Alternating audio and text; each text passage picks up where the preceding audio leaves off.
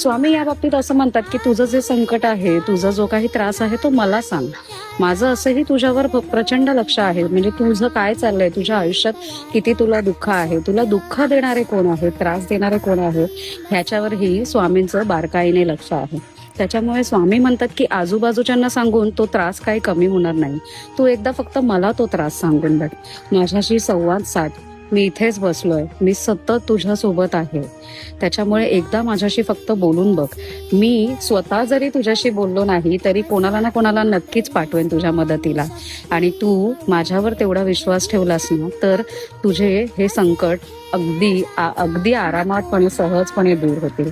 त्यामुळे असं जर तुम्ही काही संकटात असाल तर एकदा फक्त स्वामींशी संवाद साधण्याचा प्रयत्न करा. म्हणजे मी माझ्या आयुष्यात आतापर्यंत तेच करत आली आहे. शांत बसायचं, ध्यान करायचं, त्यांचं नामस्मरण करायचं आणि त्यांना हे दुःख सांगून बघायचं.